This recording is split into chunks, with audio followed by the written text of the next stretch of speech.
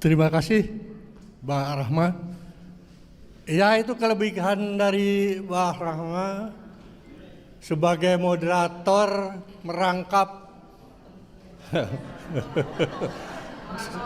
orator dan kompor. Jadi senang ya. Kita sebagai narasumber sudah dipanaskan ya Pak ya. Assalamualaikum warahmatullahi wabarakatuh. Bismillahirrahmanirrahim. Wala hawla wala quwata illa billah, amma ba'du. Kepada bapak-bapak, para tokoh senior yang saya hormati, seperti judul di depan, kita ini berkumpul dari lintas para tokoh. Jadi ada beberapa tokoh yang sangat concern terhadap persatuan, kesatuan di antara kita ini. Judul boleh dari sejak lama adili Jokowi dan makjulkan Pupu Pata. Perlu diomongin nih, Pak Silang sini Pak. Oh ya, Sini, Pak. oh di sini ya. Oke, terima. Iya. Saya pikir pidato biasa aja. Rupanya ada podcast nih. Jadi seperti tadi saya katakan bahwa yang hadir di sini baik para narasumber yang saya hormati maupun bapak-bapak sekalian, ibu sekalian yang hadir di depan ini juga semua para tokoh. Kami mengundang dari beberapa kemarin pertemuan beberapa tokoh, ada yang perlu dievaluasi oleh kita bersama. Judul boleh makjulkan Jokowi dulu, sekarang adili Jokowi dan makjulkan Pupu Papa. Itu sekarang. Tapi permasalahannya yang perlu kita perhatikan, tadi sudah disounding oleh Mbak Sarita, bahwa kita ke depan tidak akan bisa selesai cuma 1-2 bulan saja. Barangkali tidak akan selesai seperti itu. Kerusakan luar biasa ya yang dibuat oleh seorang Mulyono ini berdampak juga luar biasa kepada kita semua. Bapak Habib Muhsin tadi sudah mengatakan di sektor politik terutama, hukum, ekonomi, dan lain sebagainya. Kami hanya ingin mengingatkan ya, sehebat apapun perjuangan kita ini, kalau masih ada dalam satu kelompok,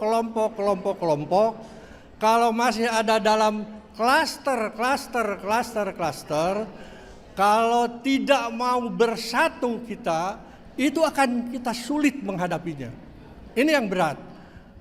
Kita bayangkan bahwa bicara soal Jokowi itu bukan bicara adili, tapi bicara makjulkan berapa tahun ke belakang, ya kan?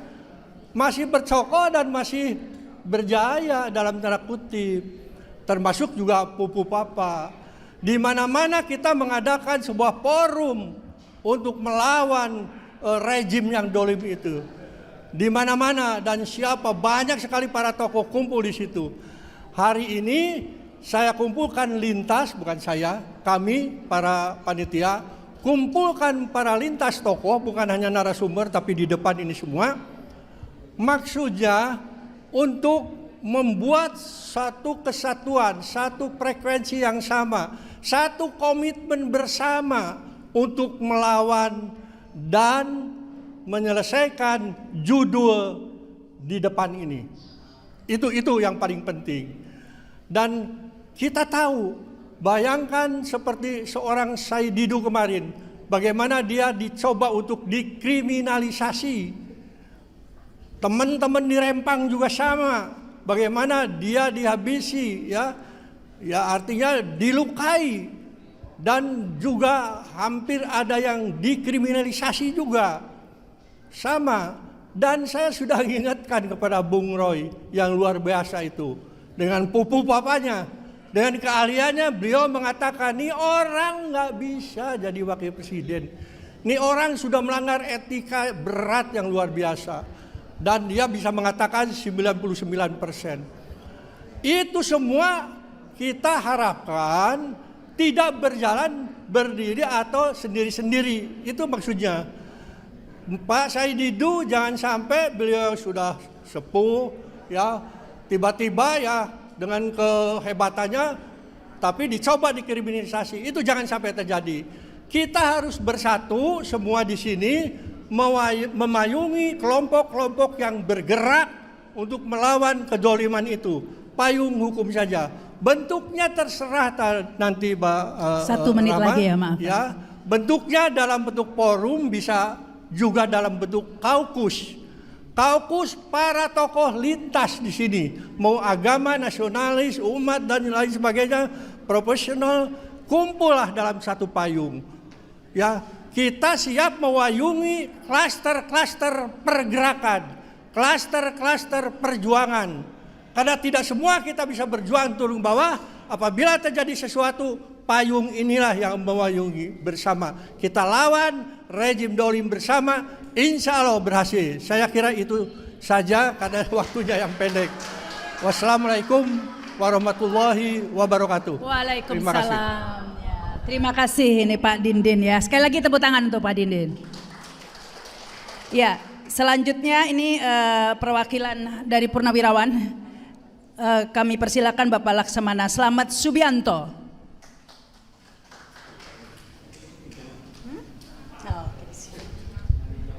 5 menit ya Pak ya. Pendek sekali. Tambah dikit nggak apa-apa deh. Assalamualaikum warahmatullahi wabarakatuh.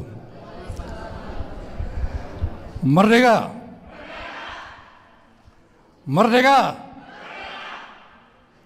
Merdeka!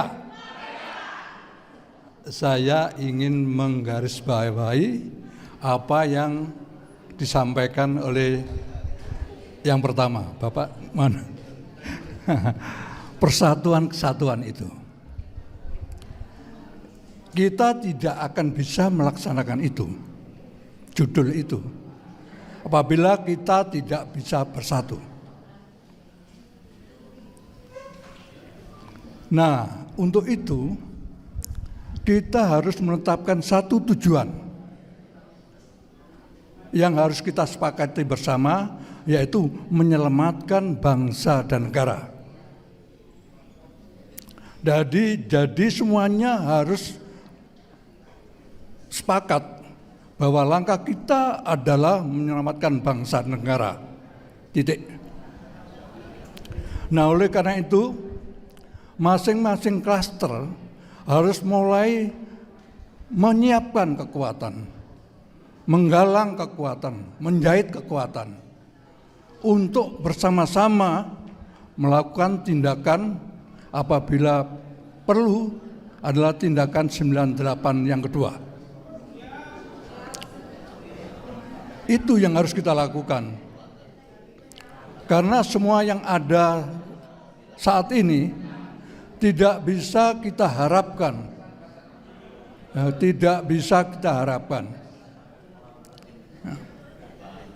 Jadi kita harus melakukan langkah besar, melakukan persiapan diri, menjahit kekuatan untuk merobohkan pemerintahan ini. Setuju nggak? Setuju nggak? Setuju itu loh ya. Nah, baru kita tata. Berkali-kali kita membuat suatu deklarasi. Diabaikan, dianggap angin lalu. Tapi kalau kita bisa menggalang kekuatan, kita duduk di MPR, baru bergetar mereka semuanya. Ya.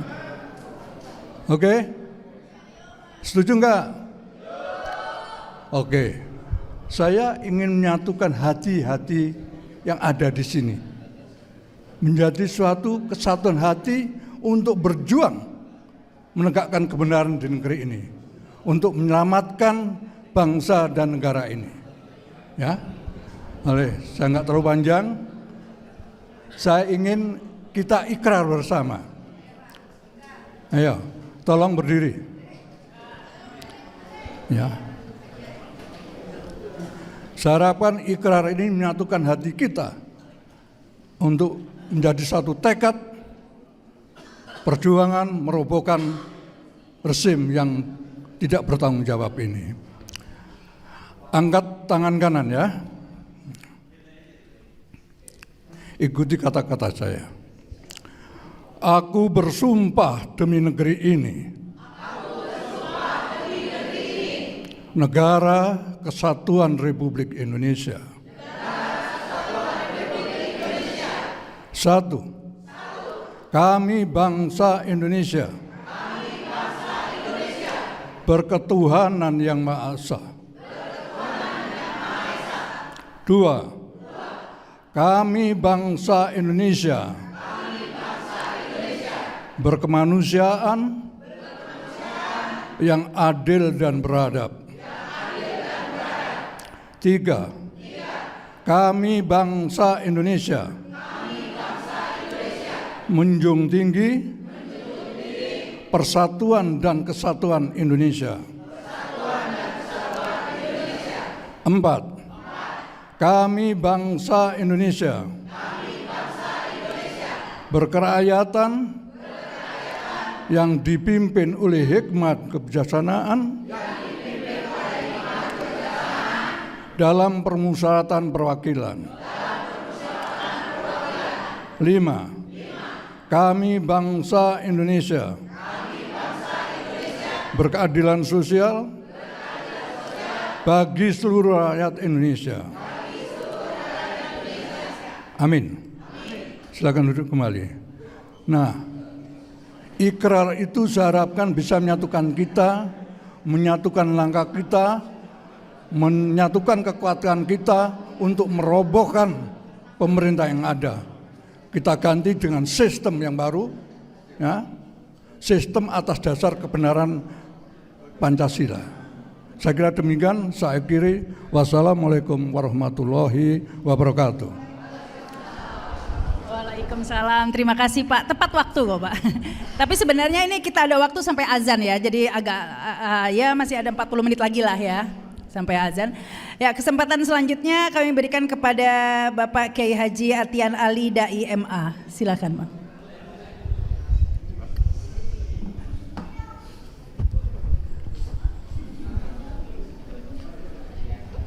Bismillahirrahmanirrahim. Assalamualaikum warahmatullahi wabarakatuh. Bismillahirrahmanirrahim. Wassalatu wassalamu ala Rasulillah.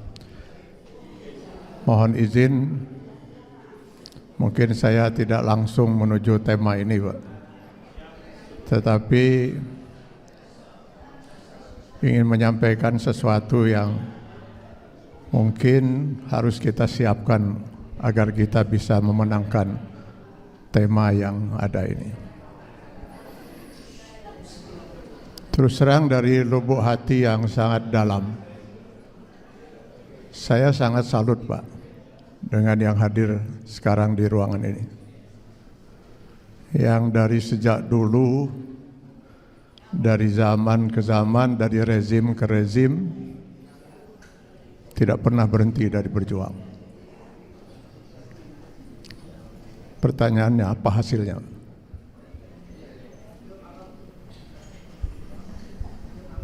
Kita hanya kumpul seperti ini, lalu berorasi, lalu sekali-sekali kita berdemo. Setelah itu, kezaliman terus berlangsung. Dan kembali kita akan menunggu lagi untuk berkumpul lagi seperti ini. Lalu kemana sebenarnya 270 juta rakyat ini? Yang konon katanya mayoritas penduduknya Muslim. Kondisi ini sudah disinyalir oleh Rasulullah SAW 16 abad yang lalu. Saya khawatir, kata Rasulullah, umatku di kemudian hari keberadaan mereka tidak lebih dari hidangan yang diperebutkan oleh orang-orang yang sangat rakus dan lapar. Sudah rakus, lapar lagi. Kita hanya sekedar makanan yang diperebutkan oleh orang-orang yang rakus dan lapar, para oligarki dan budak-budak mereka, hamba-hamba sahaya mereka. Kita hanya sekedar menjadi hidangan makanan. Au min qillatin nahnu yauma idzin ya Rasulullah, adakah karena kondisi umat Islam pada waktu itu sangat sedikit? Tidak, kata Rasulullah. Balhum kasir. Jumlah umat Islam itu sangat banyak, tapi keberadaan mereka tidak lebih dari buih di lautan, terombang-ambing, tidak jelas arahnya kemana, dimanfaatkan oleh para oligarki dan hamba-hamba serta budak-budak mereka itu. Kita pun hanya menjadi penonton, dan besok lusa kita kumpul lagi di sini untuk berdiskusi lagi.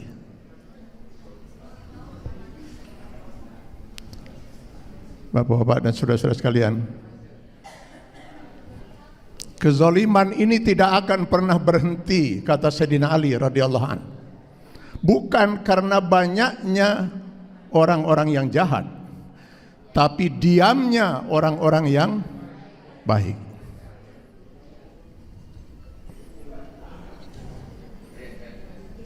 Lihat Pilpres kemarin, ketika umat bingung mana yang harus dipilih, apa kata tokoh-tokoh ulama dari ormas-ormas Islam besar itu? Kami para ulama netral. Dari mana yang namanya ulama bisa netral? Bukankah ulama itu adalah warasatul anbiya? Umat dihadapkan dengan satu hak, yang satu batil, yang satu haram, satu halal, lalu ulama kemudian bersikap netral. Netral itu kalau di mobil itu, maju enggak, mundur enggak, belok kanan enggak, belok kiri enggak.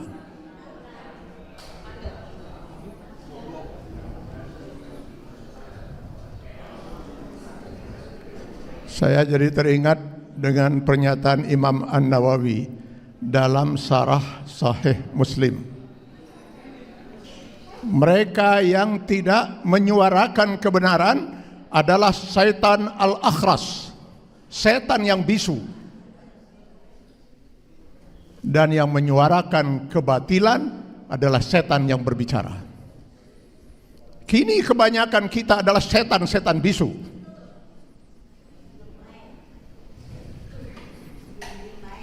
Para pejabat, para TNI, saudara-saudara kita yang di TNI, Polri yang masih aktif, para ulama, bisu semua menyampaikan kebenaran. Baru nanti mereka bersuara, mohon maaf, ketika sudah tidak menjabat, ketika sudah purnawirawan. Kemana para ulama? Para ulama kebanyakan sudah menjadi setan-setan bisu. Ini yang harus kita benahi, Pak. Selama ini tidak kita benahi, kita hanya berkumpul saja seperti ini. Tidak akan pernah kita bisa menyelesaikan masalah-masalah besar seperti itu. Karena itu, saya sependapat dengan Pak Didin tadi. Sebaiknya kita segera bentuk sebuah forum. Sebuah forum yang bisa mengantarkan semua pihak yang masih ingin berjuang untuk merasa nyaman berada dalam forum itu. Lalu mari kita bicarakan, Pak, bagaimana membuat setan-setan bisu itu mau berbicara, agar kita bisa bersama-sama. Saya tidak pesimis. Islam mengharamkan kita pesimis, apalagi apatis. Tetapi kita tidak bisa optimis selama kita tidak pernah berjuang secara maksimal untuk memperjuangkan ini. Kata Allah, wa'iddu lahum mastata'tum. Kita harus menyiapkan dulu kekuatan itu, baru kita bisa berjuang. Mungkin waktu saya sudah habis ya. Sebenarnya tadinya saya mau minta waktu yang panjang karena saya 4 jam untuk sampai ke sini, Pak. Tapi baiklah, saya kira tidak ada masalah, mudah-mudahan itu bisa saya sampaikan. Jadi mudah-mudahan saya tidak merampas hak yang lain. Sekian, terima kasih. Billahi taufiq wal hidayah. Assalamualaikum warahmatullahi wabarakatuh. Ya, jadi tadi saya sampaikan, tadi ada masukan misalnya dari Jenderal Fahru Rozi, Pak Gatot Nurmantio, kemudian juga dari Pak Jenderal Purnawirawan Tiasno Sudarto, dan banyak lagi ya teman-teman kita, misalnya ada Pak Saud Situmorang, kemudian Pak Antoni Budiawan, Pak Petrus Celestinus, Profesor Ikrar Nusa Bakti, Pak Said Didu, dan banyak teman-teman lain termasuk Pak Musni Umar, saya kira hari ini juga datang. Jadi sebetulnya ini adalah tuntutan atau pernyataan sikap dan tuntutan yang sudah dibahas, mudah-mudahan cukup komprehensif, dan mudah-mudahan ini merupakan aspirasi kita, terutama yang hadir di sini dan sekitar 120-an tokoh yang tergabung di dalam Forum Nasional untuk Daulat Rakyat ini. Jadi itu sedikit ceritanya bahwa ini sudah dibahas cukup lama dan juga setelah mempertimbangkan banyak partisipasi dari kita semua, termasuk ada beberapa jenderal dan beberapa profesor yang sangat aktif mendukung aspirasi kita ini. Baik, saya kira sebagai latar belakang demikian, saya akan membacakan pernyataan sikap dan tuntutan ini, yaitu pernyataan sikap dan tuntutan Forum Nasional untuk Daulat Rakyat. Setelah mengkaji dan melihat perkembangan situasi dan kondisi negara, bangsa, dan kehidupan rakyat dalam beberapa tahun terakhir, kami yang tergabung dalam Forum Nasional untuk Daulat Rakyat atau FNDR memutuskan untuk menyampaikan pernyataan sikap dan tuntutan. Kami menilai rezim Joko Widodo telah gagal melindungi rakyat, seluruh tumpah darah Indonesia, memajukan kesejahteraan umum, mencerdaskan kehidupan bangsa. Rezim Joko Widodo telah mewariskan berbagai masalah yang membuat rakyat Indonesia semakin jauh dari cita-cita sebagai negara dan bangsa yang merdeka, bersatu, berdaulat, adil, dan makmur. Berbagai penyebab kegagalan dan warisan masalah tersebut antara lain adalah: 1. Menjalankan pemerintahan dengan meninggalkan prinsip-prinsip moral Pancasila, amanat konstitusi, dan undang-undang yang telah menjadi konsensus nasional. Joko Widodo telah mengkhianati daulat dan amanat rakyat karena berambisi untuk tetap menggenggam kekuasaan melalui politik dinasti otoriter ala Machiavelli. 2. Untuk tetap mengendalikan dan mengontrol kekuasaan, Joko Widodo telah bekerja sama erat dengan sejumlah pengusaha oligarkis, pelaku state corporate crimes dalam menyusun dan memproduksi berbagai kebijakan dan peraturan. Bahkan untuk melanjutkan berbagai agenda oligarki, Joko Widodo diduga kuat mengendalikan dan menguasai Presiden Prabowo Subianto, termasuk dalam menyusun anggota Kabinet Merah Putih. Pada Pilkada 2024, Joko Widodo telah memanfaatkan tangan Presiden Prabowo untuk mengendorse calon-calon tertentu bagi pelanggengan kekuasaannya. 3. Salah satu kejahatan politik otoriter syarat KKN oligarki Joko Widodo adalah menempatkan Gibran sebagai cawapres Pilpres 2024 dan disusul dengan praktik yang sama untuk memenangkannya dalam Pilpres 2024. Padahal di samping inkonstitusional, pencawapresan Gibran telah tidak memenuhi syarat etika, moral, dan ijazah pendidikan. Gibran telah melakukan perbuatan tercela terlihat dari aktivitas akun Kaskus Fufufafa, amoral, yang mestinya diproses hukum, bukan malah dilantik menjadi Wakil Presiden Republik Indonesia. 4. Pembusukan partai politik di satu sisi dan politik sandra ala sprindik atau sprindik Joko Widodo di sisi lain telah menjadikan DPR yang semestinya menjalankan fungsi pengawasan berubah menjadi endorser kebijakan pemerintah yang merugikan negara dan rakyat sambil memainkan politik sandera. Oligarki Joko Widodo telah menyulap hukum menjadi kepanjangan tangan politik yang berkhidmat kepada kekuasaan oligarki, di mana negara hukum telah berubah menjadi negara kekuasaan.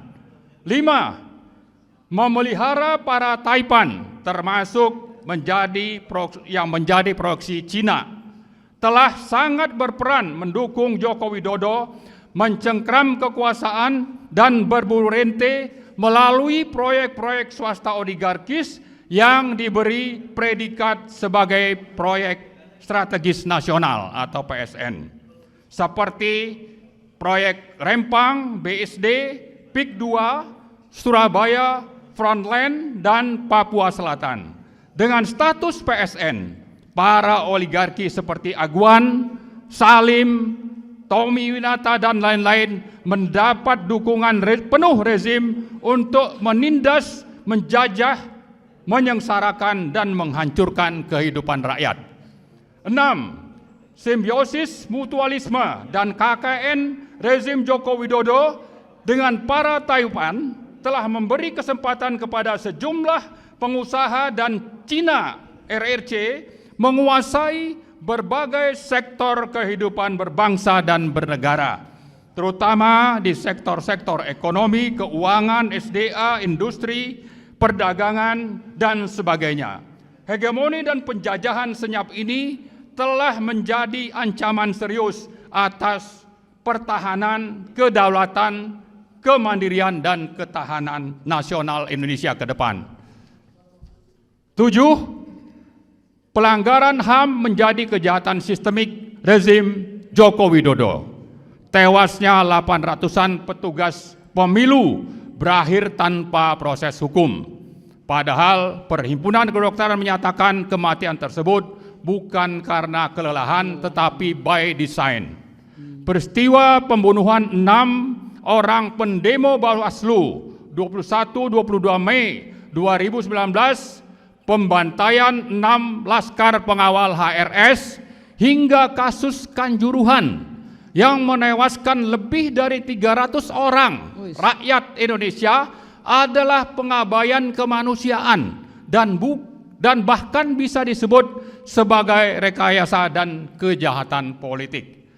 8. Lahirnya Kepres nomor 17 2022 tidak menjelaskan siapa kelompok yang mana yang telah melakukan pelanggaran HAM berat dan siapa yang menjadi korban. Maka dalam kasus 1965 dengan mudah umat Islam dan TNI diposisikan sebagai tertuduh, sementara PKI dibela sebagai korban dan akan mendapatkan ganti kerugian. Kemudian dengan terbitnya Inpres nomor 9 2023 sebagai tindak lanjut dari Kepres 17 2022 semakin memperjelas kejahatan rezim Joko Widodo kepada PKI yang sudah dibubarkan melalui TAP MPR. Nah, yang terakhir 9, umat Islam dijadikan target pelumpuhan melalui stigmatisasi teroris, radikal, intoleran, bahkan politik identitas. Moderasi beragama disampingkan untuk sekularisasi, pengambangan nilai, dan deislamisasi. Sementara pragmatisme, mistisisme, hedonisme, dan masyawilisme tambah berkembang menjadi-jadi. Nah, menimbang dan memperhatikan berbagai permasalahan di atas, kami dari Forum Nasional untuk Daulat Rakyat dengan ini menyatakan: 1. Menuntut Presiden Prabowo untuk menjalankan kekuasaan dan pemerintahan sesuai Pancasila, Konstitusi, dan Daulat Rakyat, serta konsisten melaksanakan apa yang disampaikan dalam pidato pelantikan sebagai presiden di gedung MPR tanggal 20 Oktober yang lalu, sekaligus membebaskan diri dari cengkraman politik oligarki nepotis Joko Widodo.